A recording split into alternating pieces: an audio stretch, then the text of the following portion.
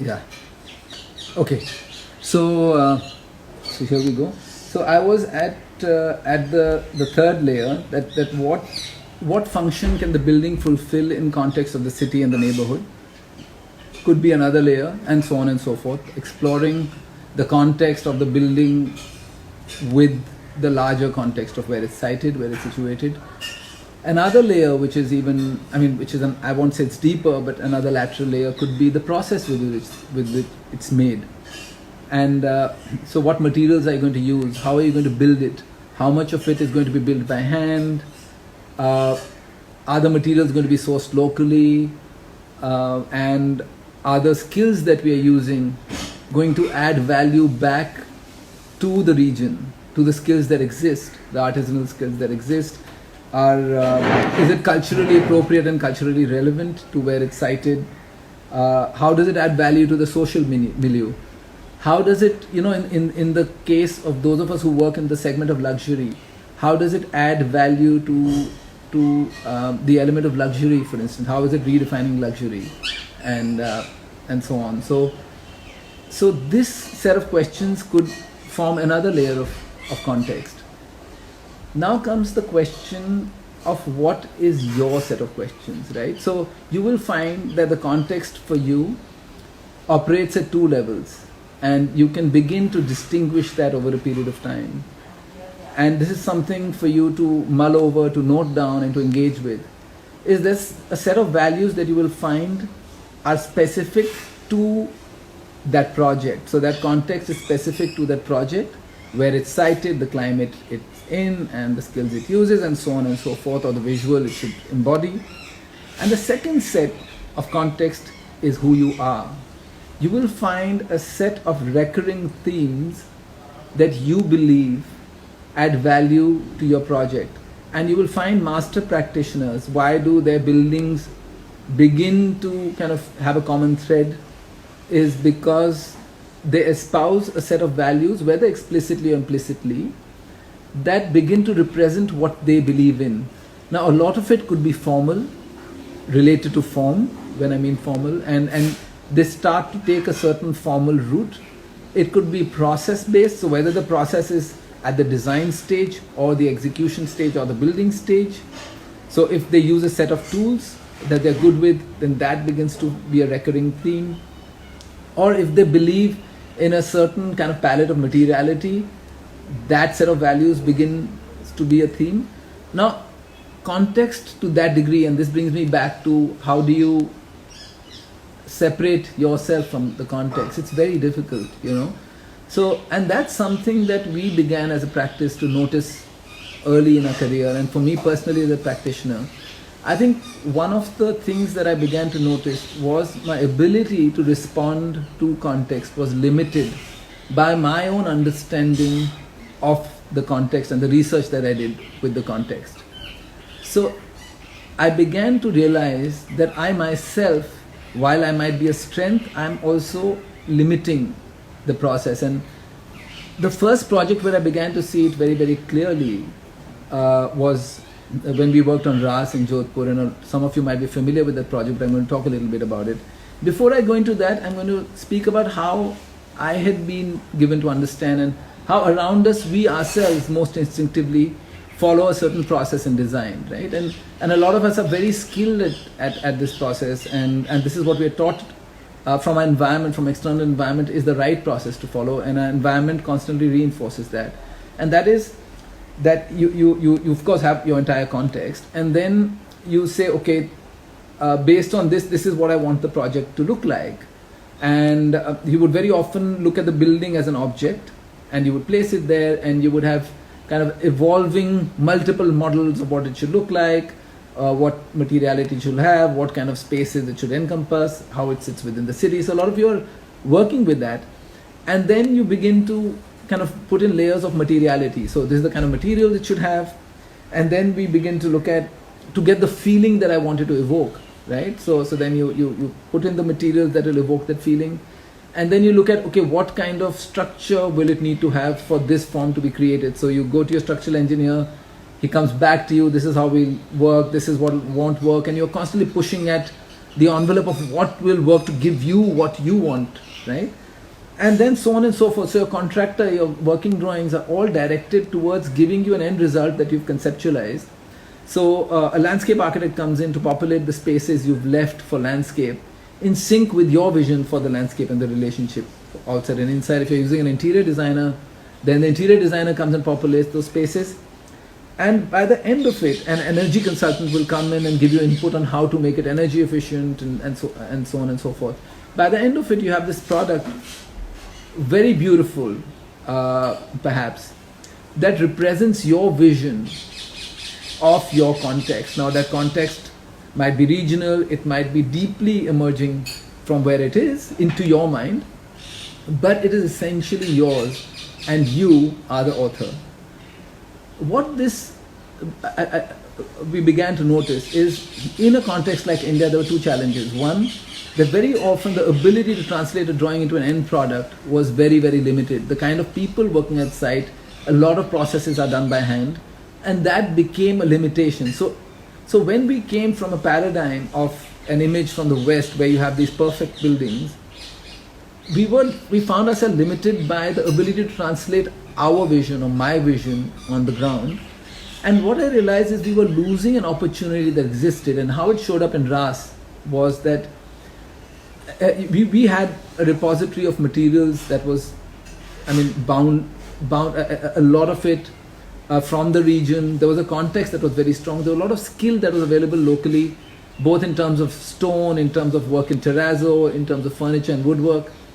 And we had a site, a very tight site, and a budget that was really tight. So what we ended up doing was, while we went into the set of drawings, as the building got constructed, we began to realize that there was an opportunity to integrate inputs from various people who were involved with the project. The client was pretty much the project manager sitting at site. So from a user perspective, he was constantly informing changes.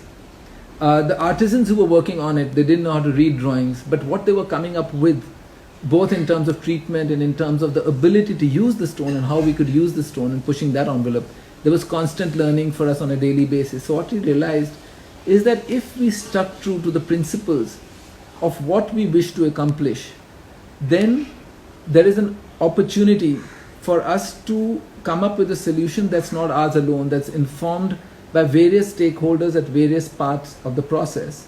So how it, so what it really needs, and an analogy that I like to use is the human being and the way we dress. And there's something I tell clients very often, that the first thing we should try and focus on is the skin and bones of the building. It's like, and that's really the core values we want the building to espouse.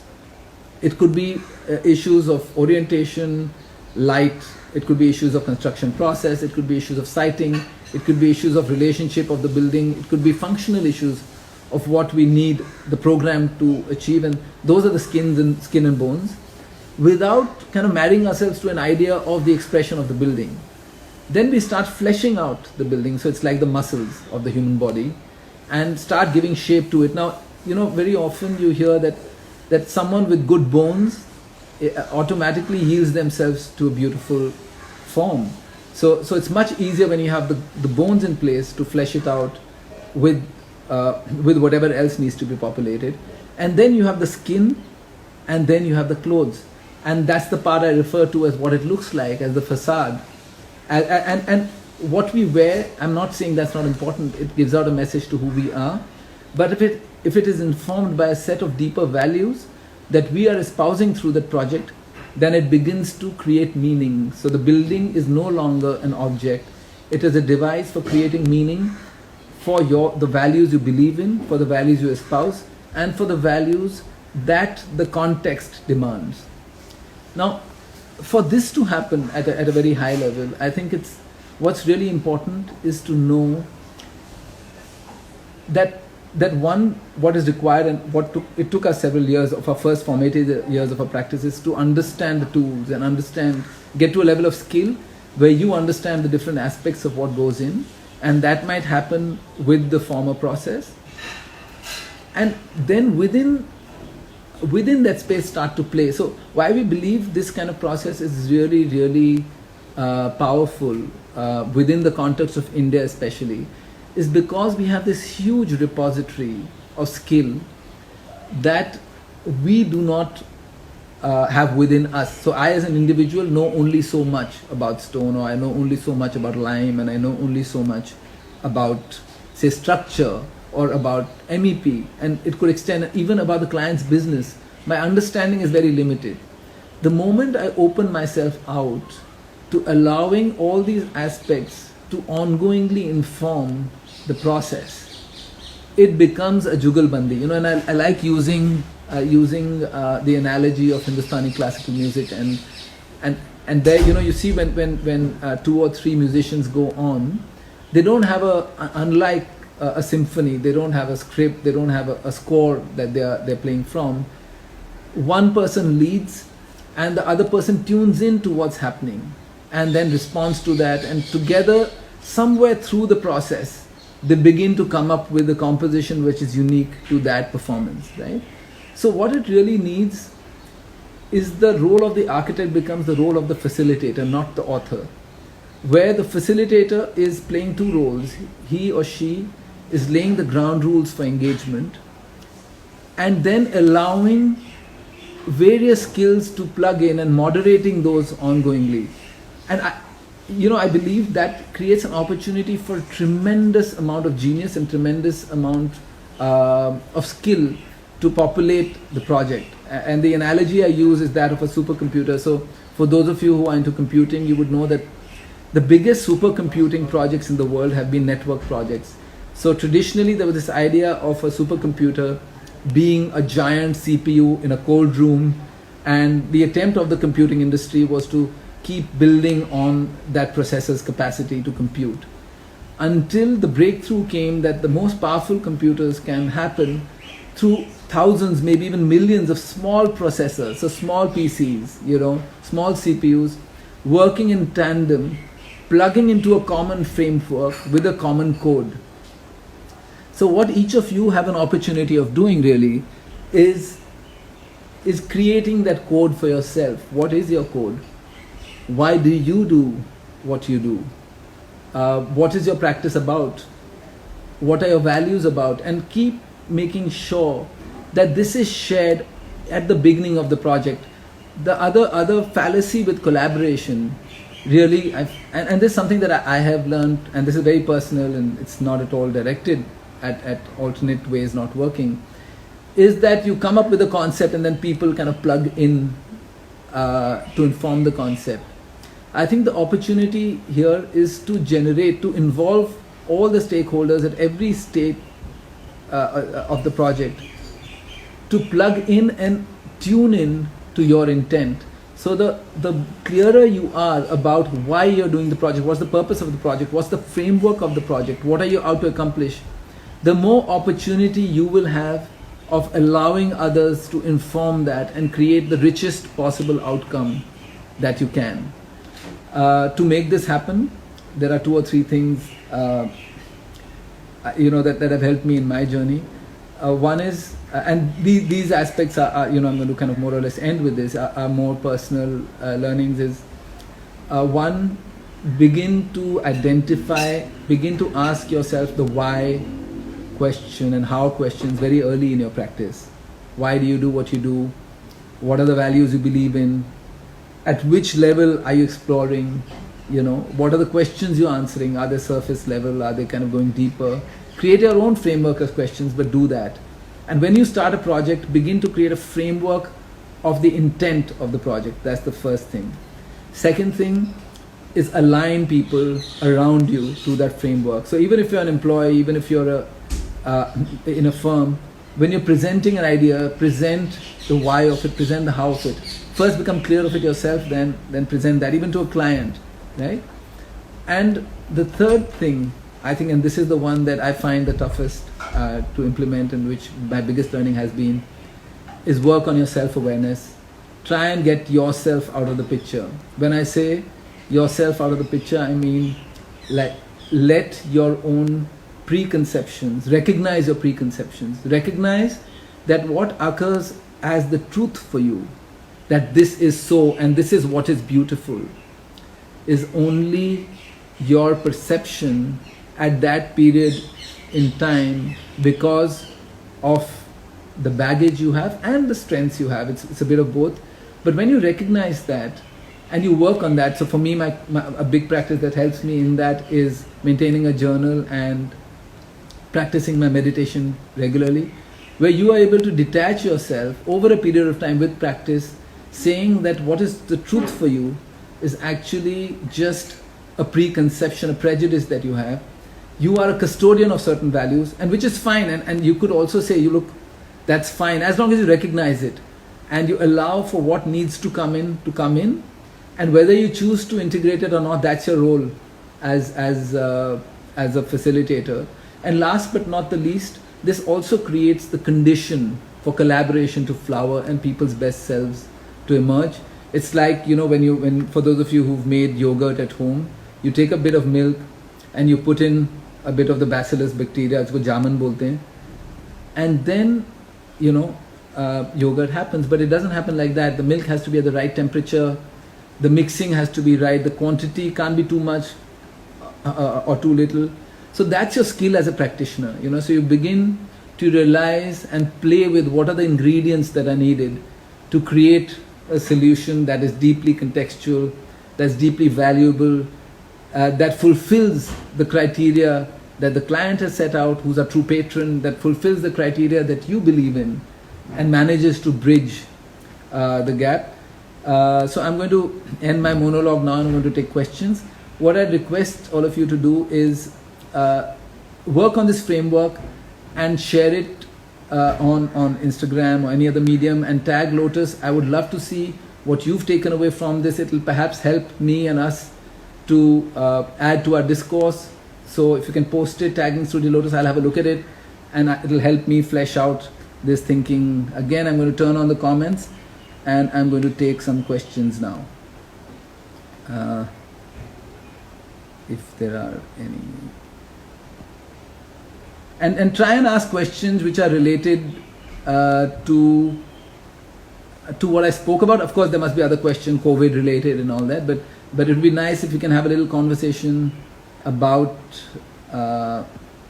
what I just spoke about. And yes, I'm waiting for questions. I'll take a couple of minutes and I'll take a bunch of questions together. So, what's my advice? Can we as designers design for well-being?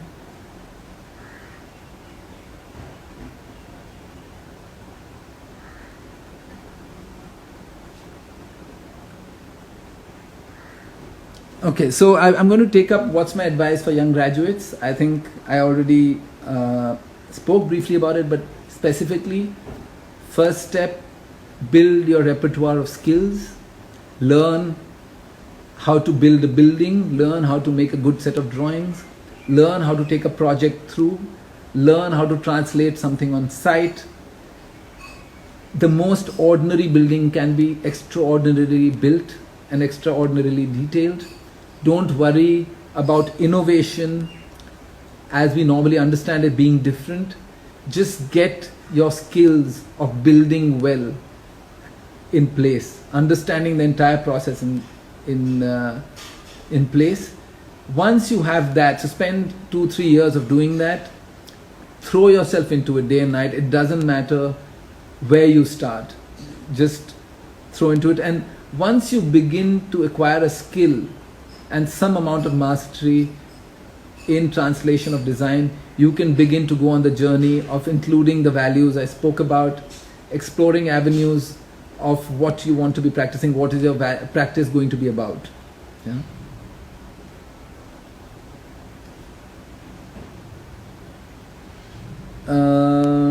Just give me another. Okay, I have a question that's very dear to me, and I'm going to pick on that. So, Creo Concept asks, you spoke about meditation and being an impersonal facilitator. Can you elaborate on its impact on process and challenges? So what meditation, and it's very personal, what it's done for me is it's an ongoing process, but it's allowed me to be present to the moment and to not be, or to be more detached with my own preconceptions of how things ought to be, and what's good and what's bad, and what's right and what's wrong. And the more I have been able to detach myself, and this is true not just for my practice of design, but this is my relationship with life, and I would, strongly advise all of you to get into some kind of practice for yourself, is you're able to respond to what is. You're able to make the best of how things are, and oddly enough, at these times, that's all that is there, right? You have what you have. And very often, especially in India, things don't go as per plan. Things go the way they go.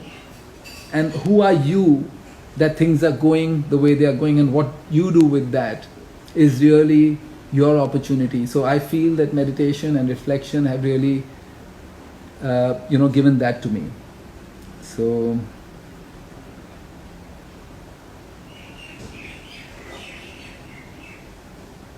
there is a question of how do you juggle between project expectation and the budget.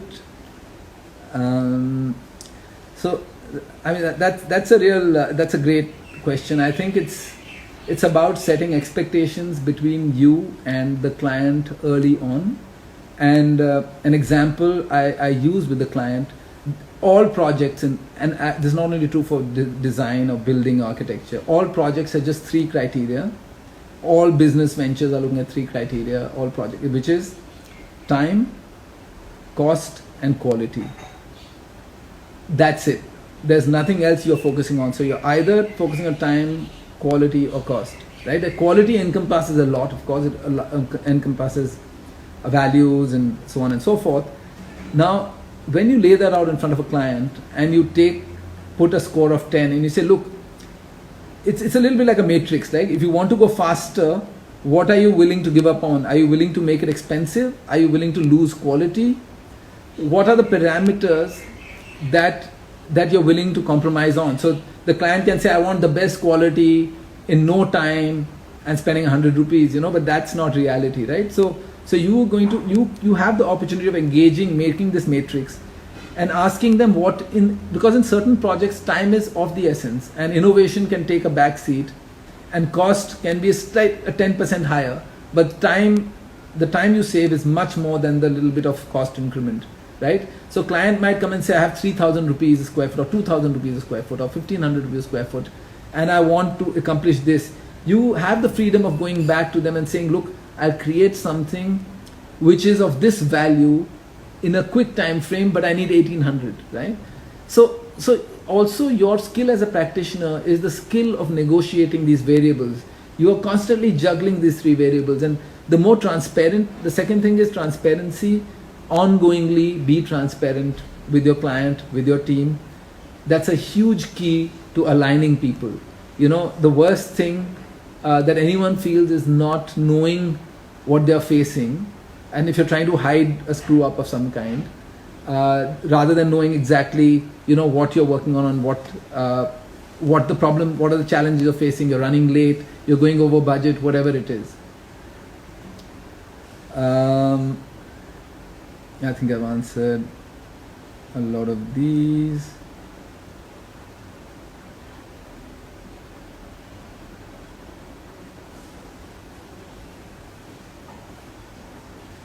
So hello.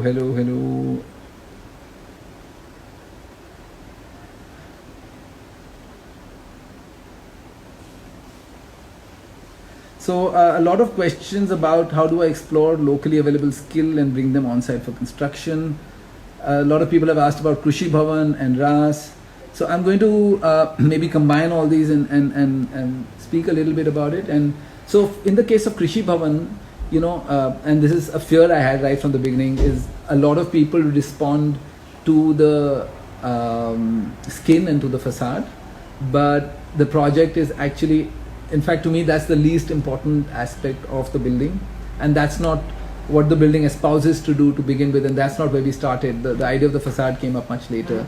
So the building itself is located in Bhubaneswar, in the Secretariat area. And for those of you who didn't know, Bhubaneswar was master planned by Königsberger. He was a German architect who was a contemporary, in fact even slightly ahead of Corbusier, and he had a role to play in Chandigarh's master planning as well before Corbusier entered and took over the architecture and fine-tuning the master plan. And his vision for the Secretariat area was Cuttack, which is the twin city of Bhubaneswar, was an immensely crowded, dense settlement. And his vision was to make the Secretariat as an inclusive, open public space in non-office hours. So it would be like the lungs of the city. And he had envisaged all the Secretariat area buildings to be open, inclusive buildings available to the citizens of Cuttack. Unfortunately, the manner in which things happened and the manner in which security and the government is looked at, all the government buildings became closed off, almost security trenches, right? And all that you're left with are the promenades, which are very beautiful, but there is nothing for the citizens to engage with. So come 5 o'clock, it becomes a ghost town. And the most beautiful part of the city, which is true for most, I would say, areas in large cities, contemporary cities, which don't have mixed use development, became a ghost town which was not accessible to the citizens at all. So one of the first things we did was come up with the idea of the building, elevating all the offices and creating, securing the building off vertically and opening up the ground level so that you could actually walk from the street into all the common facilities that were created at ground level. So the common facilities that were created this was a building for the Directorate of Agriculture. So we'd created a lot of facilities which were like galleries, an auditorium, a cafeteria, a library, meeting rooms, training centers, and a large stilted area for hearts and fairs to happen. And that area was proposed to be non-secure, so that post 5 o'clock, the building continues to be alive. And that was the first move. Second was how to build the building. We were working with government agencies and government contractors. So the structural system that we proposed was a very simple a column and beam structure, RCC structure. And all the materials that we introduced were materials that were sourced locally and materials that did not need too much maintenance and aged with time. So even visually and in terms of the materiality, it was really important to create a building that worked with the idea of soil, because it is for the Department of Agriculture. It is a building that was non-intimidating for the farmers and people who came in from the village. So the idea of fired clay being the primary material was paramount. On the ground floor, we used laterite, which is a material from the region. And the last but not the least, a lot of the storytelling, there's a lot of agriculture in India is steeped in a lot of mythology. So a lot of storytelling happens in the building, and the storytelling happens through craft. So that's a layer again we propose to the clients. The ability of the government to become a patron of craft was very strong, and they. Okay, I'm taking questions now, so you can. What was the experience when collaborating with Praxis for RAS? It was fantastic. When we started RAS, we had no experience of having ever done a building of any scale before that. And Rajiv had become a good friend, and he came on board willingly, and the whole journey was absolutely fantastic. We worked on a few projects together. They're a fantastic and highly talented bunch of architects. And have the hugest regard for their work, and they continue to be the dearest of friends.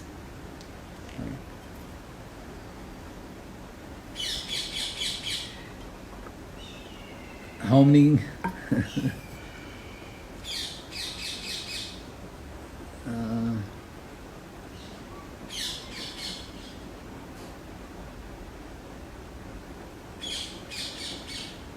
So how do you add soul to a design project, Ridhima? Hi Ridhima. I really believe that design is, and you as a practitioner, and design is a profession, architecture is a profession, none of this is what you do. It only is a reflection of who you are and who you're being in your life. And I think if you want soul in your projects, the journey begins with finding your own soul. I think discovering for yourself who you are, why do you exist, what's your purpose, and the closer you are to that, the more soul your projects will have, the more soul your friendships will have, the more soul everything you do, your cooking, whatever you do in your life, your relationships, it kind of flows through everything, right? So I don't know if that answers your question.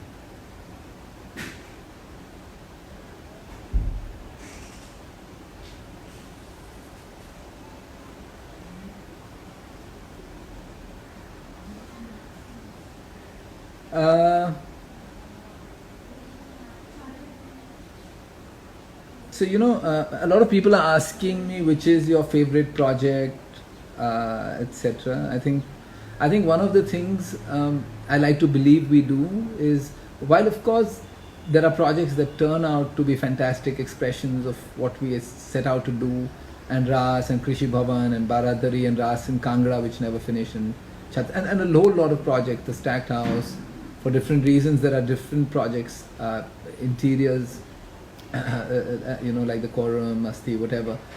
They are all manifestations of a certain process that we followed. But I think what is one of our core values within the practice is give 100% to everything you're doing. So what we definitely try and do is, whether you're designing a bathroom or you're designing a museum, we try and give it as much of our effort and our best self, and the practitioner working on that kind of explores it with the same degree of intensity, and I think that's one of the keys to really bringing the best into every project and relating to every project in a special way. So yeah.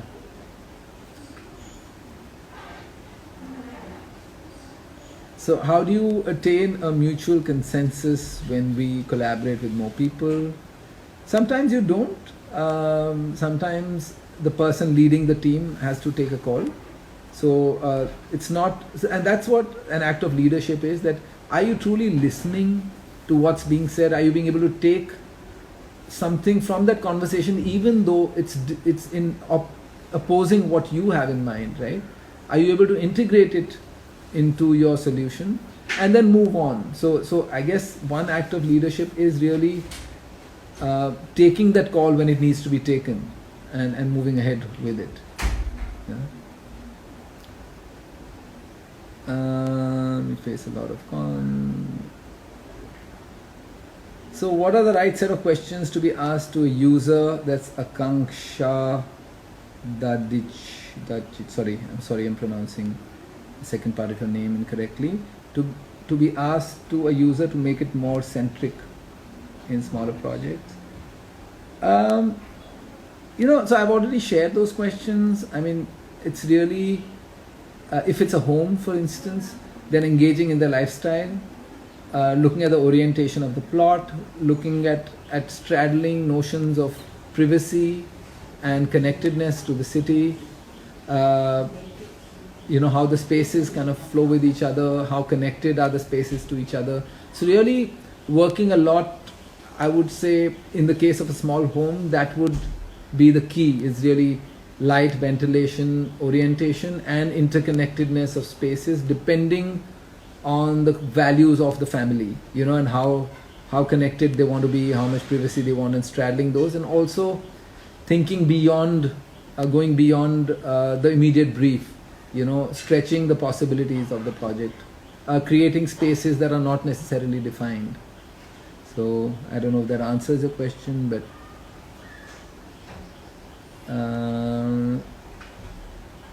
any advice for young practices who have just started and been affected due to COVID? I wish I did. I think one of the things you can definitely do is take up a hypothetical project, begin to design it, go through the entire process of working drawings. You've already done it in college. Find a mentor who can give you feedback on it. So use this time to build your skill and your repertoire of skill, because skill is always very valuable. Skill of representation, skill of presentation, skill of sketching, skill of three-dimensional representation, AutoCAD, detailing. I mean, try and build your skill as much as you can. And that's one part. Then secondly, stay tuned into what the world needs. As we come out of lockdown, things are going to be very different. Even I don't know what they're going to be like. And your ability to respond to what's required and going beyond the framework of jobs and companies and your own company. As an architect, you're trained to be a generalist. So we are trained as practitioners to pretty much fit into whatever aspect of even an enterprise that needs to be filled. So design thinking is a tool and a skill that can help any enterprise. So consider that as an opening as well. Yeah, feel free to explore other avenues.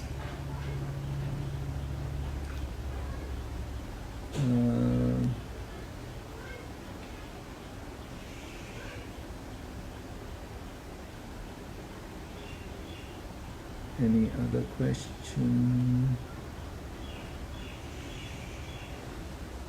We are working, there's a question from Sonal on any other work we are doing in Jaipur. We are working on a couple of projects. Thank you. You enjoyed Baradari.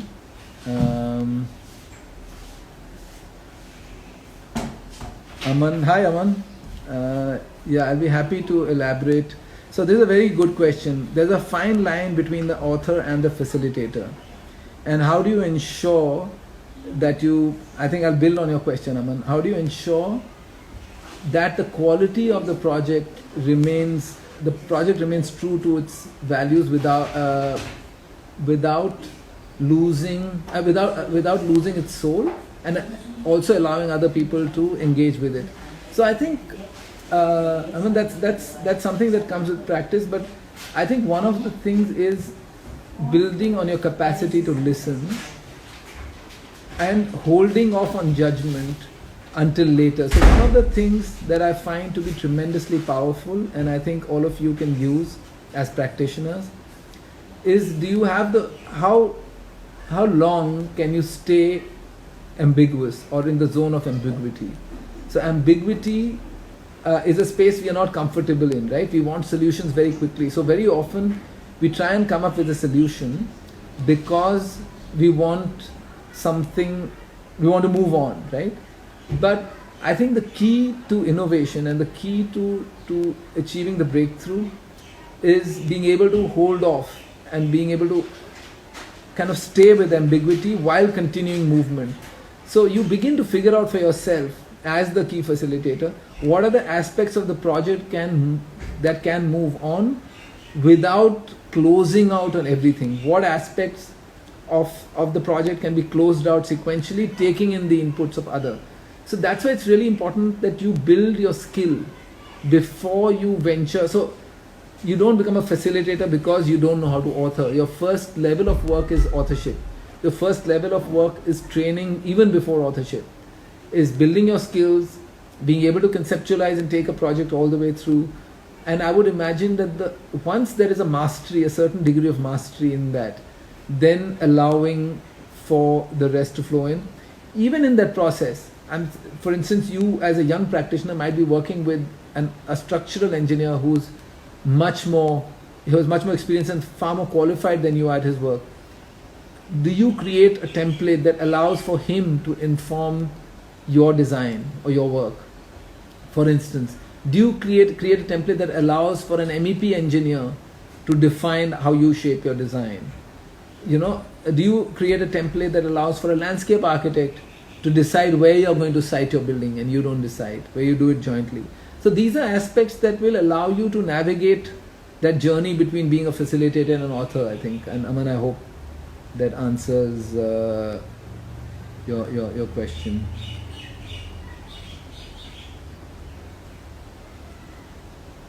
I am going through some other questions.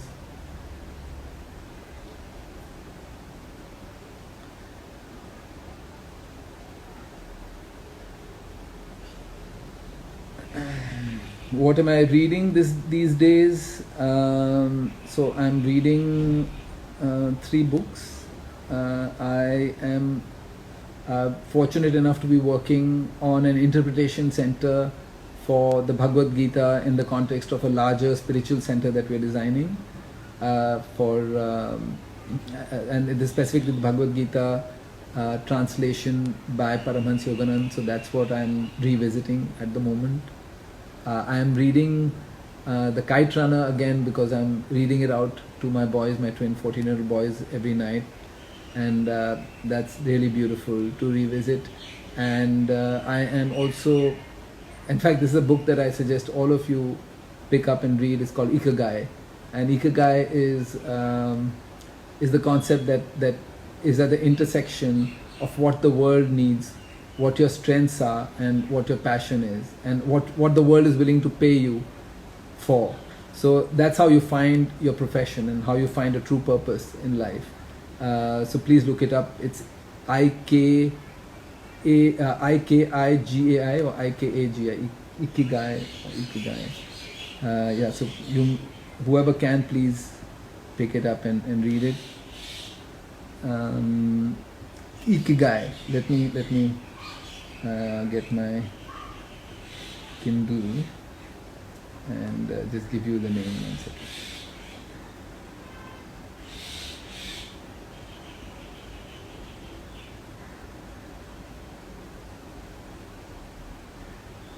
Yeah, so that's what the book looks like. For those of you, actually you'll have to flip it. It's IKI, and the publisher, well, it's written by Hector Garcia, and it's spelled Ikigai. So highly recommended. Yeah. How do you get over past prejudices and start every project with a clean state of mind? Well, that's a tough one. I mean, how do you? Well, you don't. And depending on how do you start each day as a new day and how you start each hour as a new hour, it's the same question. I think the practice of meditation, the practice of reflection, the practice of even recognizing that I'm coming from a prejudice itself is very powerful. You can ask people around you. You know, people are the best mirrors, and they will tell you honestly, saying, "Am I being repetitive?" If that's of concern to you, very often it's not a problem. If you're continuing to question yourself, don't be worried about whether you're borrowing on an old idea. If it's someone else's or it's yours, it doesn't matter. As long as you're pushing the envelope with each project and you're discovering a new set of values or a new set of skills or a new set of kind of going slightly further with each project, your collective journey is what will form your practice. So don't worry about each project being superlative. It's a long road, it's a long journey. Keep pushing yourself with each project, with each task, with each day actually. Come into work and give your best. And that's really the clean slate, because if you can be critical of what you're critical and acknowledging at the same time every day and give yourself to every day, you'll find by the end of the journey it's phenomenal. You know, you've come a long distance. Yeah.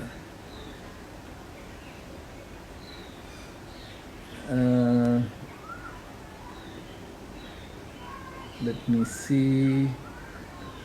Yes, I am a follower of Paramahansa Yoganand and his lineage of gurus. Well, his teachings for sure.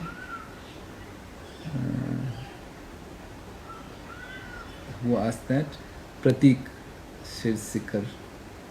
Yes, Pratik. And I think I have more or less. So there's a question on whether after graduation should masters be done to know more about different and new materials. I mean, masters is not going to tell you about different and new materials for sure.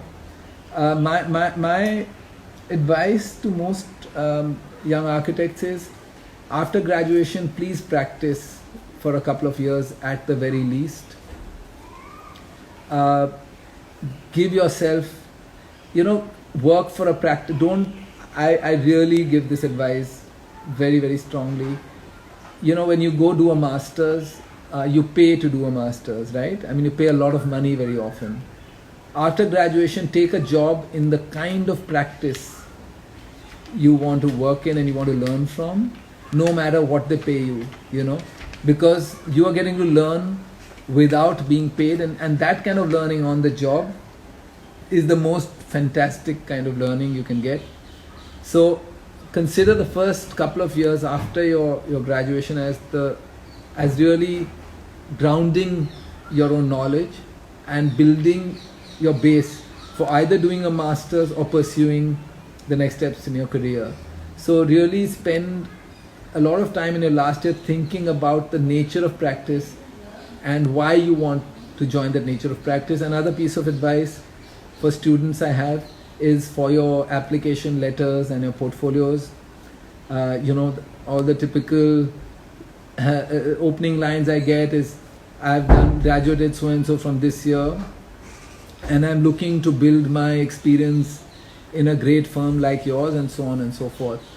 I think what is really important is for you, by the time you finish your graduation, to have come up with a purpose statement that's uniquely yours. So begin, even now, no matter which stage of practice you're in, begin to ask questions about what is my practice, who am I in my practice, what are the values I believe in, what am I pursuing, what is my pursuit for, why am I practicing architecture, what do I hope to achieve. And you really need to do a lot of introspection and reading and digging deep and working. You have to work on your buildings to be able to come up with this answer and shape this statement over a few years. It's not going to come up at one shot, but ask yourself this every 3 months, and keep a journal. And within 2 or 3 or 4 years, you'll find yourself more directed in your thing.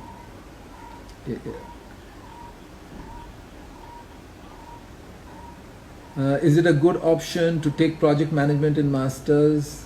Darshana, everything, it entirely depends on what you want to do. I think project management is a fantastic field, so if that's what you want to pursue, by all means, it's a fantastic option. Have you faced the designer's block? Yes. How do I overcome it? Of course, I face the designer's block all the time, and that's why I surround myself with hugely talented people, so I really don't have to do too much.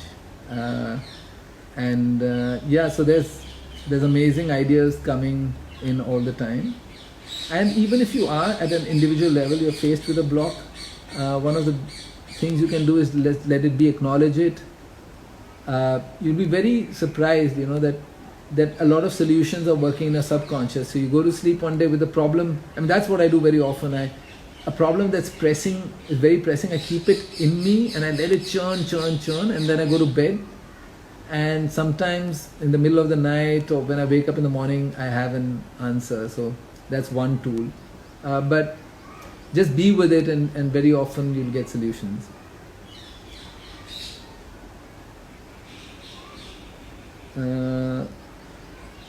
Why are junior architects paid so less, and should not be considered that as a parameter? Well, junior architects are paid less, and it should definitely be a parameter. It's just that unfortunately architectural education in this country does not prepare architects to come and contribute to projects right away. So the first couple of years are really an extension of what should have been done in college.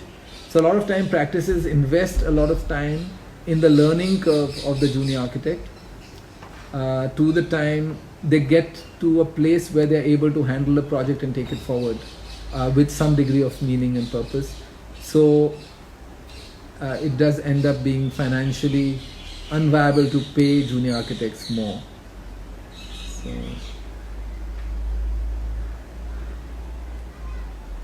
okay guys, so I am going to sign off. So for those of you who've made some kind of matrix or learnings for yourself based on the first part of this session, I would love to see what you've created as a framework, either as a mind map or as a set of questions for yourself that you're going to ask yourself. Share it on the Studio Lotus handle. I would love to read what you thought of it and ideas. I'd be happy to, I would love to borrow some ideas from you on how we could inform our own discourse. And I am, okay, there's an interesting question. Roshan has asked again, after Lotus, will you be engaging more with the student community? I have not left Lotus yet, but yeah, but I do intend to engage more in putting together academic material, or I would say disseminating what I've learned. Now, whether it's with the student community, whether it's the peer group, remains to be seen. But 100%, I would love to play a role in designing or helping with curriculums in design education. Thanks for asking that. And Pepper and Peony has asked a very nice question. Do you think these roles are like strategists? Yes, it is a strategic role. You are helping, you have the opportunity to play the role of a strategic thinker and helping guide clients to where they should be going. So, very often I get asked, we get briefs from clients that I want this, I want Italian marble, I want a Spanish villa, etc. And how do you manage getting the kind of clients who are open to your way of thinking? And I think it's more about showing the way to clients. Clients don't come, they come with an aspiration. So if you're able to distill what their aspiration is, the aspiration of showing luxury, of being different, of differentiated, and if you're able to show solutions that are more responsible and more powerful and are options to what they had envisaged, will give them that, then very often you find they're willing to engage in a conversation with a value system that's different. It's just that they've not been exposed to that, so they don't know. So it's very important that you have that clearly articulated. So yes, you have a strategic role to that degree that you can help inform the direction a project will take.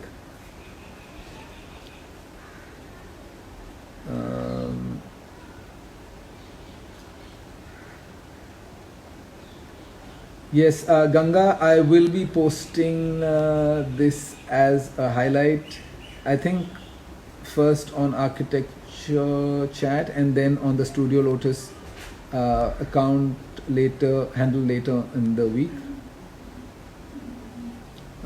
Archi Fanatic, I think I've answered your question. AS Reddy here, whatever project. I think what kind of projects you enjoy the most. One of the learnings we've had in Studio Lotus is we try and take on projects where clients are vested in the outcome. So very often in big corporate projects there is no owner, no custodian, and very often it lacks an intent and soul, and those we find very difficult to work on because there is no stakeholder on the other side. It is something that needs to get done for profit or for sale, and with no other design aspiration. And so any project where there is a client who's engaged in the process is something we love to work on, and that's a filter for us to take on a project.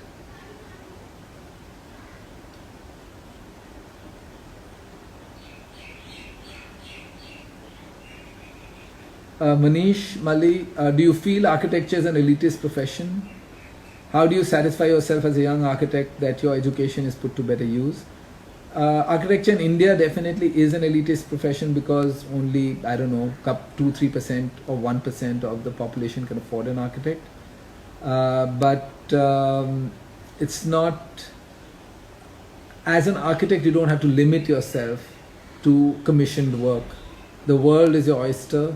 There are amazing people. My dear friend Farhad, contractor, works in the field of indigenous water conservation and community building. He has a lot of architects who work with him. There are huge opportunities in urban planning, urban issues. A lot of people doing work out there, which is making a difference at the grassroots level, at a much larger level. Sarita Vijayan, a dear friend of mine, spoke of a project she's taken on about housing in rural areas, which doesn't pay very well, but working with a clientele like that and enabling good quality building to happen is a huge opportunity, and that's something I personally find very exciting and I'm going to be engaging with in the near future. So yeah, there are a lot of opportunities out there. Thank you, Lorgat Architects. Vignesh, can you talk about rejections and failures in architecture life? Well, I think the biggest rejection, there are two kinds of rejections. One is when a proposal that you put forward is not accepted. The second is when a project is midway through and the client throws you out, and we've had a bit of both. It has given us an opportunity to introspect. One of the questions we are still asking ourselves, in fact yesterday I was having a chat with one of my partners, as to what came up is we are asking ourselves what is the value we are adding to clients, and it's truly a question we are grappling with currently. So we believe we add value, but we don't really know what the client's perception is, in spite of having been nearly 20 years in practice. So if you stay open to and stay humble and imagine that you always have a lot to learn, then every rejection and failure is really, and I know it sounds like a cliche, but we really operate like that. We're constantly critical of where we are, and we are looking to learn as to what is it we are not doing right or what's missing in our practice that will take it to the next level and bring value to the context and to the client both. So thanks for asking that. How to crack a deal with the client. Pradeep, I am not a deal maker, so I don't know what the question is about. Okay guys, so any other question?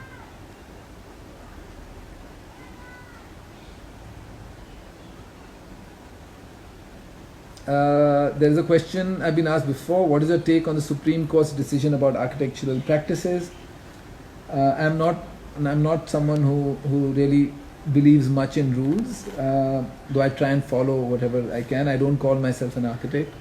I practice architectural design. I have a team of very able qualified architects to do all the codal work and the stamp and whatever codal requirements are meant to be followed. I think the Supreme Court's decision is a very sound one. It's like, I think running an architectural practice and architectural studios needs a lot of skills that architects are not necessarily trained for. If architects are allowed to collaborate with management graduates, with engineers, with finance people, I think it would make for very balanced practices.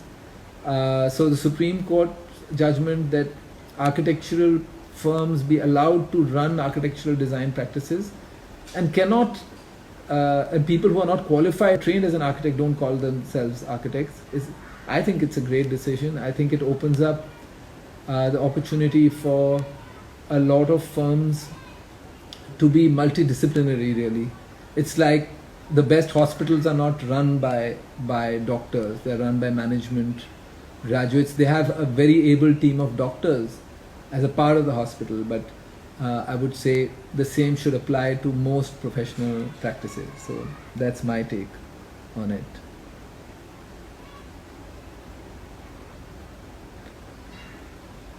Hi Supraja, what's the one thing which keeps you going no matter what?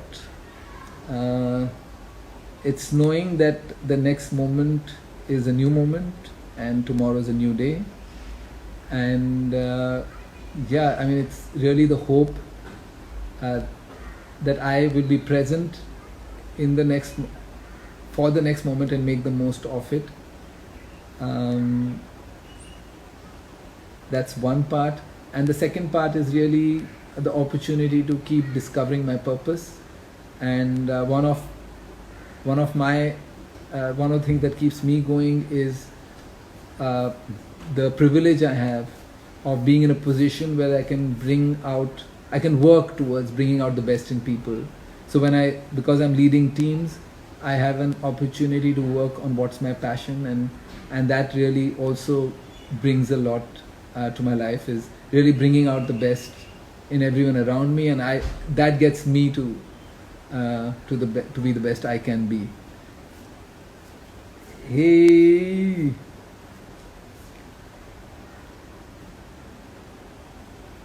Hey Ayaz, Zamir, I don't know which one of you is on here from bus ride. Good to see you, man.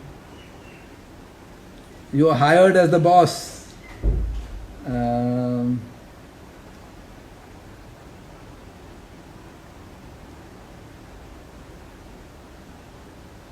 Thanks, Lorgut Architects, for interpreting what Pradeep means, and what you've suggested is really valuable.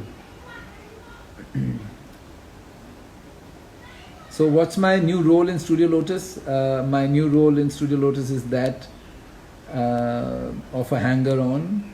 So I'm around wherever I'm needed. On a serious note, I hope to be able to take a lot of our work, and today's session was one such opportunity, to take our work and codify it and make it communicable to other practitioners. So our work process for both within the team and outside the team. The second role is continuing to be available to the leadership as a mentor, as a facilitator for them, addressing their challenges. Ayaz, really, next session is from you. Studio Ru, thank you. So the better looking one. That's neither of you then, Ayaz or Zamir. Kidding.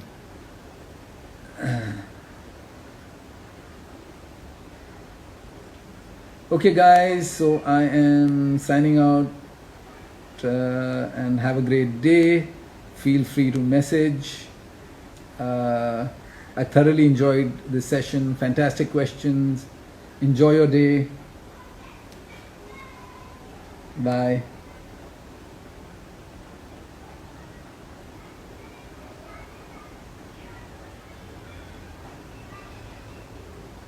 Okay, now I'm struggling with how to end the session.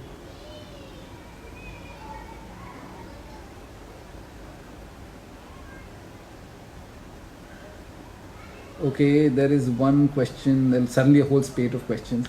Okay, what's my take on sustainability, especially usage of materials? This one's something I think about. So my take on sustainability, on usage of materials, is frugality. Less is more. So the less you can use, the better. And that's really it. Okay guys, bye.